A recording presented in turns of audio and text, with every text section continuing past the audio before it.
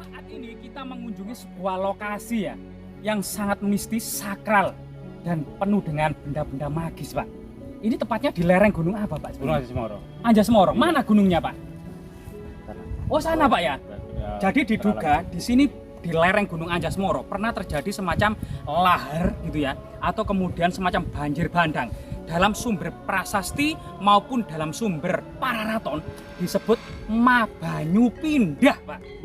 Mabanyu Pindah. Jadi air gemblundeng atau air yang pindah lokasi. Diduga bersama air ini batu-batu juga berpindah.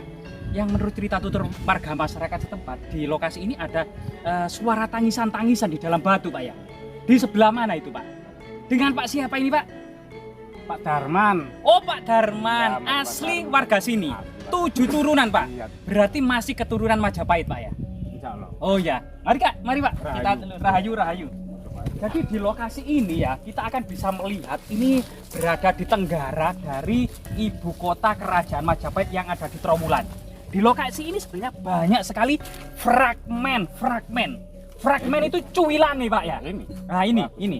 Cuwilan-cuwilan atau fragmen-fragmen tembikar yang diduga menurut sumber negara Kertagama, misalnya dalam Pupuh 17 baris keempat, bahwasanya Raja Hayam Wuruk dan petinggi kerajaan Majapahit sehabis hujan senantiasa mengunjungi Siman yang terletak di selatan Jalagiri, di sebelah timur Puri atau istana kerajaan Majapahit yang ada di Trowulan. Dan di situ sangat ramai sekali dalam sebuah perkumpulan dan upacara prasetyan serta pertemuan para tinggi kerajaan Majapahit, termasuk mengunjungi WW, Pikatan dan Candi Limo yang setempat, Pak.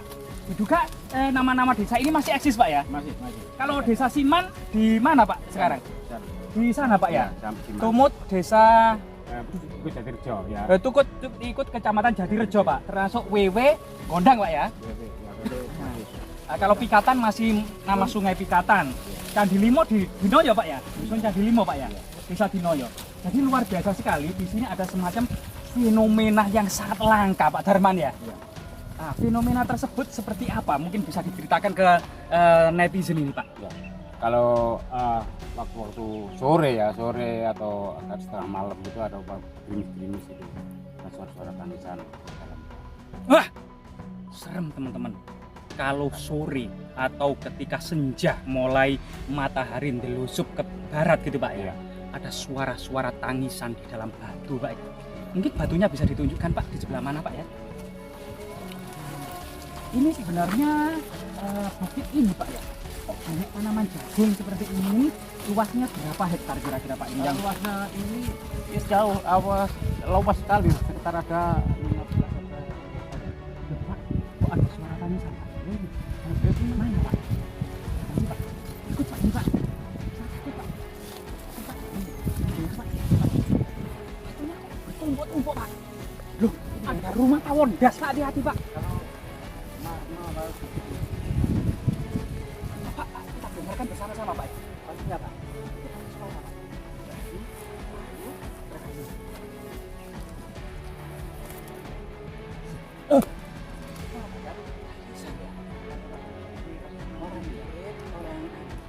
Jadi cerita tutur yang berkembang di tengah-tengah masyarakat ya, teman-teman, ini semacam pernah terjadi sebuah di atas itu ada sekumpulan punden keramat, Pak ya. Jadi nanti bisa akan ke sana, di sana itu ada semacam struktur punden berundak-undak, Pak ya. Nah, diduga ini dahulunya sampai sana, sampai puncak segunung sana, ini semua struktur punden berundak-undak. Artinya di sini dahulu adalah area suci yang penuh dengan semacam pemujaan kuno, situs magis ya, situs magis. Karena memang pada masa kuno, terutama kerajaan Majapahit, kita di sini tidak menemukan arca-arca yang bersifat Hindu maupun Buddha, karena ini berbeda dengan struktur-struktur Hindu maupun Buddha, melainkan di sini ada struktur pemujaan yang bersifat kabuyutan. Kalau kemudian beberapa literasi mengatakan kapitayan atau agama asli Neolitik megalitik, Pak ya. Nah, kemudian pada masa kuno sama ya, area bawah itu menjadi area suci Burloka, area tengah Buarloka, dan area paling suci itu Suwarloka. Nah, di situ ada batu celeng juga, Pak. Selain batu yang diduga di sini, coba ke sini, Pak. Nah, ini sebelum kita, nah ini, Pak. Wah, ini sisik naga, Pak. Iya. luar biasa ini Pak. Banyak batu-batu yang aneh. Batak batu yang aneh-aneh. Coba bentuknya ini lebih mirip kepala ular naga Pak ya. Jadi permukaan atau apa namanya kulit kepala ular itu persis seperti ini gitu ya Pak ya. Nah ini sangat luar biasa sekali. Coba kita kembali lagi, kita menengok dan mendengarkan apa ya, batu yang menangis atau suara-suara menangis di dalam batu. Apakah mengandung jejak artefaktual ya? Misalnya batu dakon atau batu lumpang di atasnya gitu Pak ya. Permisi, rahayu, rahayu, rahayu.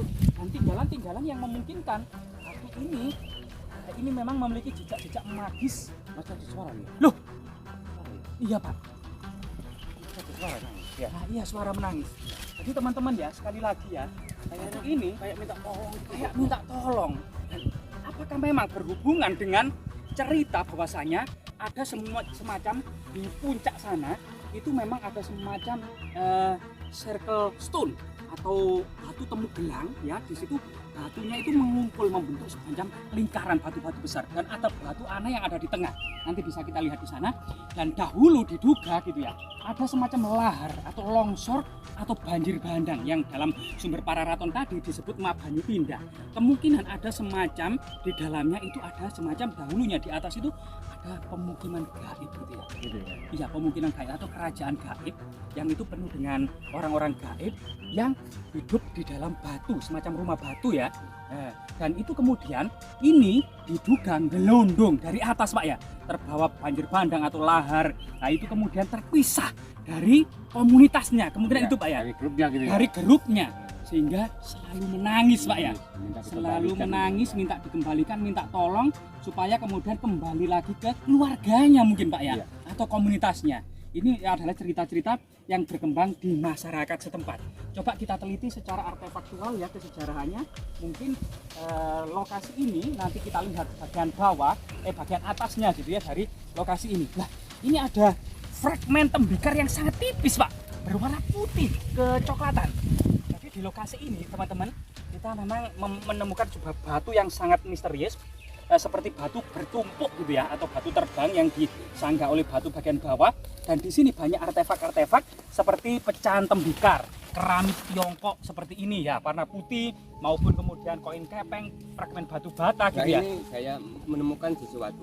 Nah, seperti ini teman-teman, mungkin bisa di zoom. Ini adalah fragmen koin kepeng ya, koin kepeng dari berbagai macam dinasti ini diimpor oleh Majapahit untuk memperbaiki sistem moneter. Karena mata uang Majapahit itu hanya terbuat dari mata uang emas dan ya. perak saja Pak. Sehingga nilai tukarnya itu sangat besar. Bahkan nilai mata uang emas yang terkecil itu bisa membeli 1 ekor kambing pada waktu itu Pak. Sehingga kemudian sistem barter pada masa Mataram kuno, masa Kadiri, Singosari, Kahuripan, kalau transaksi kecil itu sistem barter. Misalnya pisang ditukar dengan nangka, Iya. ayam ditukar dengan garam, biasanya seperti itu.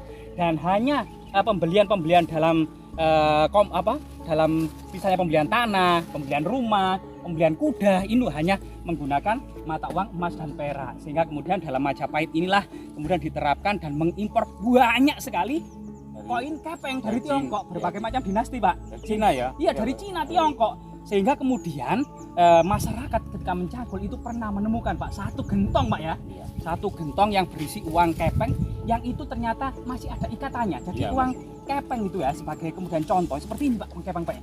Itu ada lubangnya Pak, ada lubang tengahnya Pak ya. Seperti apa ya? Lubang tengahnya seperti ini misalnya ya teman-teman ya.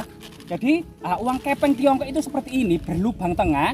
Ini biasanya kemudian diikat Pak, Iya, diikat pakai ikat. Kayak hijau gitu ya. Nah, kayak hijau atau tali kain. Iya. Itu kalau berisi 25 biji namanya selawe Pak. Selawe, ya. Yaitu selawe, satu lawe. Lawe itu tali Pak. Tali, nama itu. iya, tali. Kalau berisi 50 ikat nama seikat atau seket Pak. Iya. Nah, nama seket, nama selawe itu ternyata masih lestari hingga saat ini gitu ya. Coba kita lihat struktur punden berundak yang berhubungan dengan situs ini yang menggelondong-gelondong Pak ya. Nah ini coba kita terus Pak sambil mencari artefak-artefak yang sangat penting ya. Mungkin teman-teman kameramen atau teman-teman yang bisa menunjukkan kepada kita. luar biasa kan ini lagi gempar memang sebuah batu yang di dalamnya itu ada suara tangisan Pak, gempar Pak ini Pak. Sehingga sekarang ini banyak yang lagi meliput tentang batu yang lagi menangis tadi Pak. Nah ini Pak, jadi ini seperti batu celeng ini dan kita naik ke bukit ini terus, yaitu seperti menaiki semacam struktur yang diunggah-unggah. Teman-teman ini ada semacam jalur kuno Pak ya. Nah ini kayak batu candi ini teman-teman. Nah ini batu candi yang cukup menarik dan cukup besar, dan di sini ada semacam struktur jalan. Nah itu mungkin teman-teman bisa dilihat, ini ada struktur jalan kuno. Nah ini ada jalur kuno sampai menuju sana. Diduga memang dahulu batu besar tadi, dan di atas sana itu ada semacam circle stone ya, jadi batu temu gelang yang di situ sangat berhubungan dengan ritual magis pada masa prasejarah terutama itu, atau pada masa kuno disebut situs kabuyutan. Sehingga kemudian di sini menurut sumber-sumber negara Kertagama maupun kemudian dari segi artefaktual, ternyata di sini bisa jadi misalnya dalam pupuh 50 ya baris pertama, para petinggi Majapahit dan Hayam Wuruk pergi berburu sambil membawa kuda, kereta, senjata, dan sebagian pasukan untuk menuju hutan Nandawa Pak. Ternyata di dalam negara Kertagama itu tidak hanya para raja, petinggi, prajurit, para pendeta pun juga tergiur dan ikut serta terjun dalam perburuan Pak. Nah di situ. Karena di sini itu sekitar 4 km dari lokasi ibu kota kerajaan Majapahit yang ada di Trowulan. Lereng Gunung Anjas-Moro ini ternyata diduga juga merupakan sebuah pasanggerahan bagi para petinggi kerajaan Majapahit maupun tempat pertemuan, menyusun strategi negara maupun lokasi berburu gitu ya. Jadi diduga di sini ada semacam camp untuk menyalurkan hobi para petinggi kerajaan Majapahit untuk berburu. Batu bata juga banyak Pak terlihat di sini Pak ya. Ya tadi kita di situ juga menemukan semacam fragmen-fragmen batu bata kuno. Nah di sini kemungkinan teman-temannya itu teman-teman. Jadi di lokasi ini coba di sini ada fragmen keramik putih ya, putih ke telur asin. Ini diduga memang dinasti Sung gitu ya. Dan memang putih ini identik dengan dinasti Tang yang kemudian disempurnakan pada masa dinasti Ming. Nah, pada masa dinasti Ming ini bertepatan dengan masa-masa kepuncak kejayaan Majapahit. Nah, di sini ada batu seperti gendang. Jadi kemungkinan ini juga berhubungan dengan batu yang menangis tadi. Jadi batu ini sangat bulat, presisi, hitam, menyerupai sebuah lebih menyerupai sebenarnya tambur atau jedor. Nah, jadi seperti ini. Kalau dilihat dari sini, mungkin teman-teman akan bisa melihat ini adalah seperti jedor atau tambur. Nah, sekali lagi kita juga menemukan keramik yang sangat langka yang berwarna coklat tanpa glasir tanpa glasir. Nah, ini diduga ini produksi Gosari Gresik ya, atau mungkin negara-negara di Asia Tenggara waktu itu yang menjalin hubungan dengan Majapahit dalam Mitreka Tata, misalnya Campa, Siam, Ayutthaya, Tai, Kemer. Nah, ini negara-negara yang ada di Asia Tenggara yang eksis pada masa kerajaan Majapahit yang menjalin hubungan dengan Majapahit secara Mitreka Tata. Jadi batu yang sangat misterius ini Pak, yang memang penuh sejarah masa lalu gitu ya, dan menyimpan memori yang sangat-sangat penting bagi kelangsungan dan eksistensi sejarah Majapahit. Semoga bermanfaat ya, kita bisa mengambil pelajaran darinya.